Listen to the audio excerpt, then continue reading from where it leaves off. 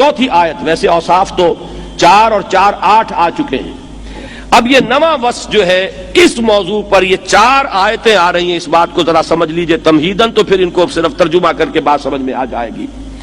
دیکھیے 2 لیولز کو علیحدہ علیحدہ آئیڈینٹیفائی کرنے کی ضرورت ہے۔ ایک لیول ہے دعوت، تبلیغ، ایک لیول ہے اقامت، انقلاب، غلبہ دین۔ بسا اوقات ان دونوں کے تقاضے ایک دوسرے سے مختلف ہی نہیں متضاد ہوتے ہیں۔ آپ حیران ہوں گے، میں خاص طور پر اسٹرانگ ورڈز استعمال کر رہا ہوں تاکہ آپ چونک جائیں۔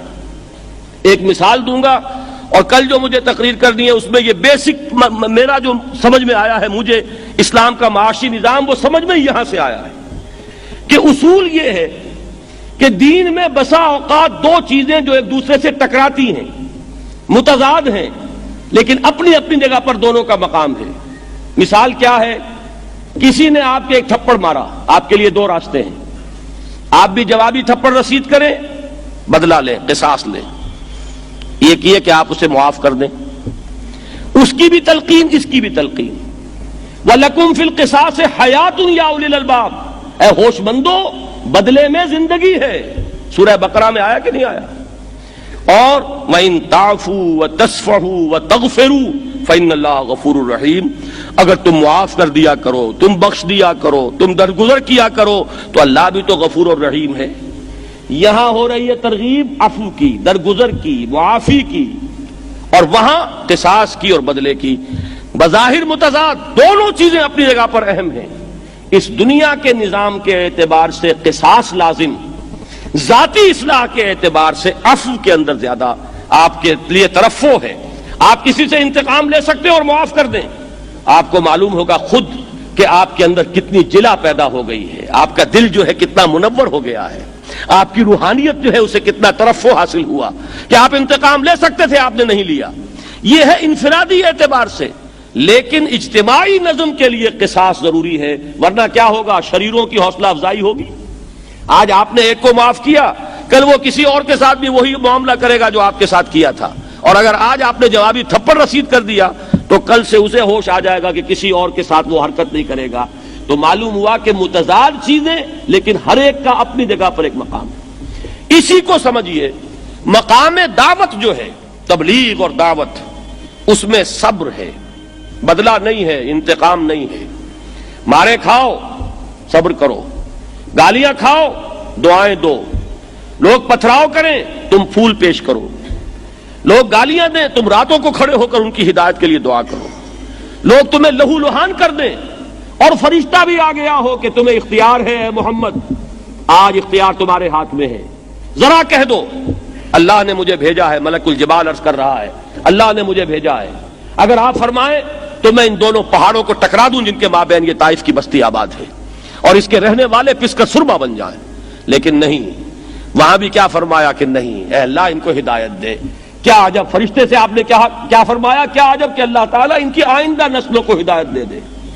یہ کیا ہے؟ یہ ہے مقام دعوت۔ سید ابو الحسن علی ندوی مدظ اللہ علی میاں، جن کو عام طور پر کہتے ہیں، ان کی کتاب جو 4-5 جلدیں، 5ویں اس کی جلد جو آئی تھی وہ انہوں نے خود مجھے ہدیتاً پیش فرمائی دہلی میں، تاریخ دعوت و عزیمت۔ اب یہ دعوت و عزیمت اور شے ہے، اچھی طرح سمجھ لیجئے گا، اس کے تقاضے اور ہیں، اور ایک ہے اقامت اور غلبے کی جد و جہد، وہ تو اس طرح نہیں ہوگی، اس کے لیے تو بدلے بھی لینے پڑیں گے، اس کے لیے تو آپ کا خون اندر ہی اندر کھولتا ہے، اور اس کو ایک وقت کے لیے کہا جا رہا ہے روکے رکھو، ایک وقت آئے گا جبکہ تمہیں کہا جائے گا کہ اب بزن، اب آؤ میدان میں، اور وہ پورا جوش جو تم نے اپنے اندر، جو تمہارا خون کھولتا رہا ہے، جو تم نے اپنے اندر قوت جمع کی ہے، اس کو لاؤ میدان کے اندر بروئے کار لاؤ۔ ان دونوں چیزوں میں وہی نسبت ہے جو نسبت اس عفو اور قصاص میں ہے۔ جس طریقے سے عفو جو ہے وہ انفرادی اصلاح کے لیے بہت مفید، اجتماعی نظام کے لیے نہیں، اجتماعی نظام کے لیے قصاص، اسی طریقے سے وہ صبر اور گالیاں سن کر دعائیں دینا اور پتھراؤ کے جواب میں پھول جو ہے لوگوں کو پیش کرنا، مقام دعوت پر تو ہے، لیکن مقام اقامت پر جب آئے گا مرحلہ تو تلوار ہاتھ میں لے کر میدان میں آنا ہوگا، پھر گردنیں اڑانی ہوں گی۔ میں آخری بات کہہ رہا ہوں، آپ شاید سن کر لرس جائیں، شاید آپ نے کبھی سیرت کا اس طور سے مطالعہ نہ کیا ہو، آپ ذرا غور کیجئے محمد الرسول اللہ کا مزاج صلی اللہ علیہ وسلم، رافت، رحمت، شفقت، محبت، نرمی اس کی آخری انتہا ہے، لیکن وہی محمد الرسول اللہ ہے جو ایک پورے قبیلے کے جوان مردوں کو ذبح کروا رہے ہیں اپنی نگاہوں کے سامنے۔ کروایا کہ نہیں کروایا؟ پورا قبیلہ۔ بنو قریظہ کے ساتھ کیا ہوا کہ صرف جو ہے ان کے بوڑھے اور عورتیں اور ان کے بچے چھوڑ دیے جائیں گے، باقی ان کے سارے جوان جو ہیں وہ قتل کیے جائیں گے۔ یہ قتل کیسے ہوئے؟ ایک پورے قبیلے کی جوان نفری کو قتل کرایا کس نے؟ محمد الرسول اللہ نے۔ ان سے زیادہ کوئی شفیق ہوگا؟ ان سے زیادہ کوئی رحیم ہوگا؟ ان سے زیادہ کوئی معاف فرمانے والا ہوگا؟ ان سے زیادہ کوئی درگزر کرنے والا ہوگا؟ لیکن ایک وقت آتا ہے جب کہ یہ کام کرنا پڑتا ہے۔ بات سمجھ رہے ہیں؟ وہی محمد الرسول اللہ صلی اللہ علیہ وسلم اس عورت کے رجم کا حکم دے رہے ہیں جس کے بارے میں ساتھ فرما رہے ہیں کہ اس نے وہ توبہ کی ہے کہ اگر سارے مدینے والوں پر تقسیم کر دی جائے تو ان کی نجات کے لیے کافی ہو جائے۔ لیکن اللہ کا قانون اپنی جگہ ہے۔ وَلَا تَأْخُذْكُمْ بِهِمَا رَأْفَةٌ فِي دِينِ اللَّهِ، یہ مجرم ہیں جنہوں نے اللہ کے احکام کو توڑا ہے۔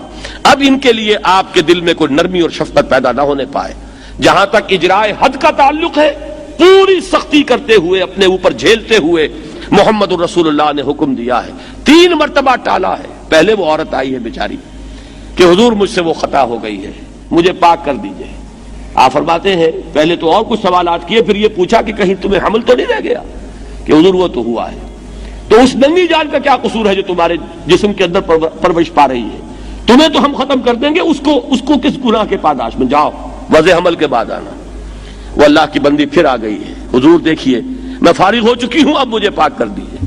آپ فرماتے ہیں کہ ابھی تو اس کا وجود تمہارے اوپر ڈیپینڈنٹ ہے، یہ تو ختم ہو جائے گا، جاؤ دودھ پلاؤ۔ پھر آتی ہے جس کے بچے، اس وقت جب کہ بچے کے ہاتھ میں وہ ٹکڑا ہے روٹی کا کھاتا ہوا آیا ہے۔ آپ سمجھیے کہ کم سے کم 3 سال بیت گئے اس میں۔ اس اللہ کی بندی کا تصور کی جو ڈٹی ہوئی ہے، یہ نہیں ہے کہ ایک وقت میں جذبات میں آ کر کہہ دیا ہے کہ مجھے رجم کر دیجئے۔ ایک عورت کا اس فیصلے کے اوپر 3 سال تک استقامت کا معاملہ ہے۔ ورنہ آدمی سوچے کہ ہو گئی حماقت مجھ سے، اس وقت خامخواہ میں نے جا کے کر لیا، جان بچاؤ۔ لیکن نہیں، 3 مرتبہ جب آئی ہے، اب حضور نے بادل ناخواستہ کہنا چاہیے، حکم دیا ان کو رجم کر دیا جائے۔ رجم کی گئی، لیکن جب ایک مسلمان کی زبان سے نکل گیا کہ کتنی بے حیا عورت تھی، تو حضور نے ڈانٹ دیا کہ نہیں، اس نے وہ توبہ کی ہے کہ اگر تمام جو رہنے والے ہیں مدینے کے ان پر تقسیم کر دیا جائے تو تمام کی نجات کے لیے کافی ہو جائے گی۔ لیکن رجم بہرحال ہوا۔ یہ ہے اصل میں فرق، سمجھیے گا۔ دعوت و تبلیغ میں آپ کو بتانا چاہتا ہوں کہ ہمارے صوفیاء کی جو قائم کردہ روایات ہیں، وہ روایات ہیں مقام دعوت کی۔ ان کے اندر جو بھی تھا، جو بھی ان کے ہمارے پاس حالات آتے ہیں، ان میں مبالغے کا رنگ ہو سکتا ہے، لیکن یہ کہ بہرحال من حیث الجماع ان میں جو اوصاف جمع ہوئے وہ در حقیقت مقام دعوت کے اعتبار سے جو اوصاف ہونے چاہیے وہ بتمام و کمال موجود تھے۔ مقام اقامت جو ہے اس پر وہ کھڑے نہیں ہوئے۔ اس کی وجہ یہ تھی کہ چاہے وہ نظام کتنا بھی بگڑ گیا تھا، لیکن مسلمانوں کی حکومت تھی اور شریعت کا نفاذ موجود تھا۔ شریعت کا نفاذ موجود ہے، لہذا بغاوت نہیں ہوگی۔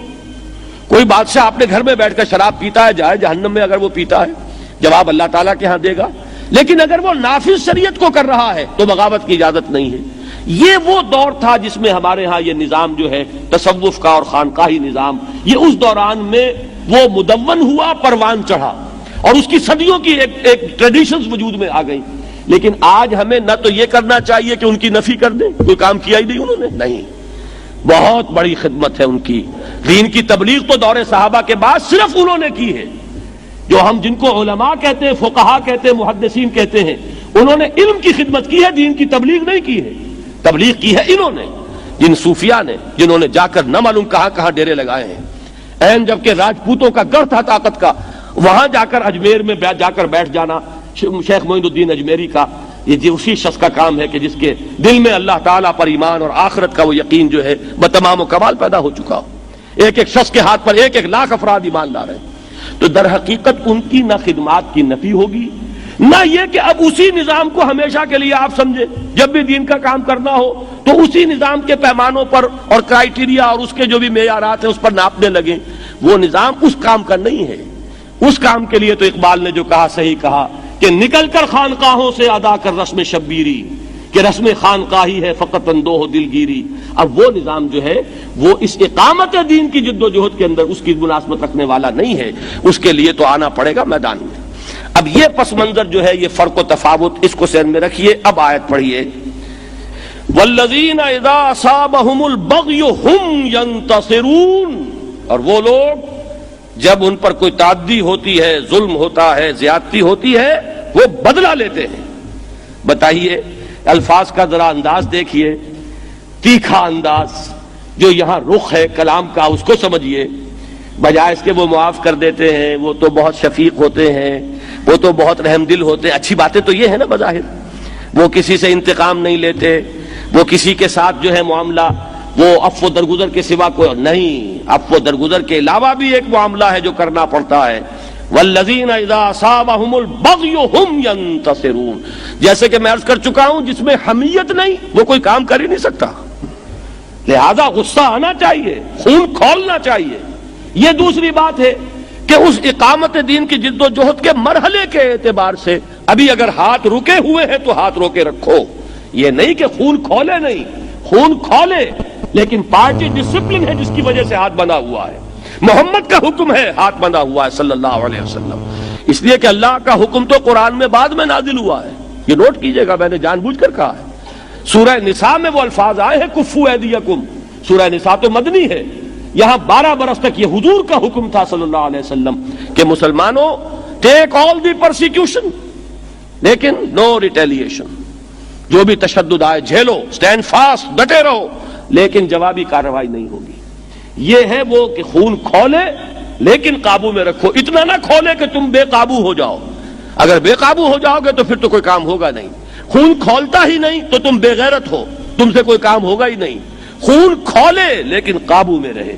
یہ جس طریقے سے والذین اذا ما غضبوا هم یغفرون آیا تھا، اسی طرح آ رہا ہے والذین اذا اصابہم البغی هم ینتصرون وجزاء سیئۃ سیئۃ سیئۃ مثلھا.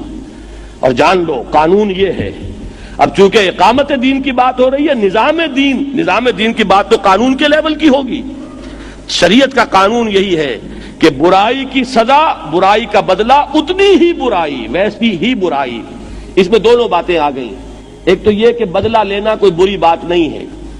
نمبر 2، بدلے میں حد سے تجاوز نہیں ہونا چاہیے. اتنی ہی جتنی زیادتی تم پر کی گئی اتنی زیادتی تم کرنے کے روادار ہو، اس سے زائد نہیں. جزاء سیئۃ سیئۃ مثلھا فمن عفا واصلح فاجرہ علی اللہ. ہاں جو معاف کر دے اور اصلاح کرے اس کا اجر اللہ تعالیٰ کے ہاں محفوظ ہوگا. دیکھیے پھر وہی بات آ گئی، انڈیویجول لیول پر نفی نہیں کی گئی.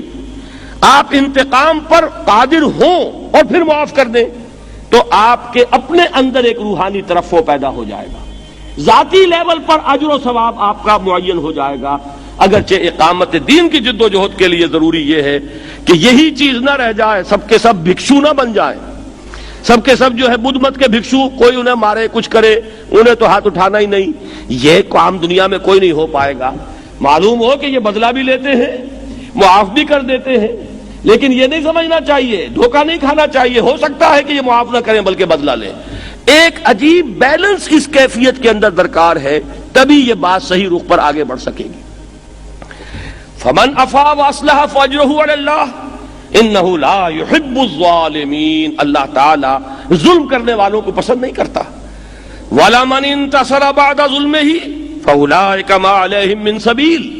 اور جو شخص اس کے بعد کہ اس پر ظلم ہوا ہو، تعدی ہوئی ہو، زیادتی کی گئی ہو، اگر انتقام لیتا ہے تو اس پر کوئی راستہ نہیں ہے ملامت کا. اس کو یہ کہنا کہ تم نے برا کام کیا، یہ ہرگز جائز نہیں. ٹھیک ہے ایک اعلیٰ سطح کی بات ہے کہ معاف کر دیں آپ، ٹھیک ہے آپ کریں گے تو آپ کی مرضی ہے، اس کا اجر و ثواب آپ کو مل جائے گا، اس کے لیے جو روحانی ترفع ہوگا وہ آپ کو حاصل ہو جائے گا. لیکن معاشرے میں یہ بات کہ اگر کسی نے بدلہ لیا ہے تو اسے آپ گھٹیا سمجھے، یہ در حقیقت دین کے اس دوسرے پہلو کی نفی ہو جائے گی. آپ گھٹیا نہ سمجھیے، بدلہ لینے والے کے لیے حق اس کا موجود ہے. وَمَنِ انتصر بعد ظُلْمِهِ فَأُولَٰئِكَ مَا عَلَيْهِم مِّن سَبِيلٍ. جو مظلوم اگر وہ کوئی بدلہ لے رہا ہے تو اسے گھٹیا کام نہیں کہا جائے گا، اسے کوئی ملامت نہیں کی جائے گی. یہ نہیں کہا جائے گا کہ اس نے کوئی گھٹیا کام کیا ہے، برا کام کیا ہے، کوئی ملامت کا، کوئی مذمت کا راستہ اس پر نہیں ہے۔ دیکھیے یہی بات جو ہے قرآن مجید میں مختلف مواقع پر اسی پیرائے میں آئی ہے کہ یہ توازن قائم رکھنا جو ہے وہ ہے دین کی اصل، جو اس کا حسن اور خوبی جو ہے وہ توازن کے اندر ہے۔ یہ توازن جب ختم ہو جاتا ہے، اقیم الوزن بالقسط، اس پورے توازن کو پورے عدل اور اعتدال کے ساتھ برقرار رکھنا، یہ ہے دین کا، جس سے کہ اصل حسن نکھر کر سامنے آتا ہے۔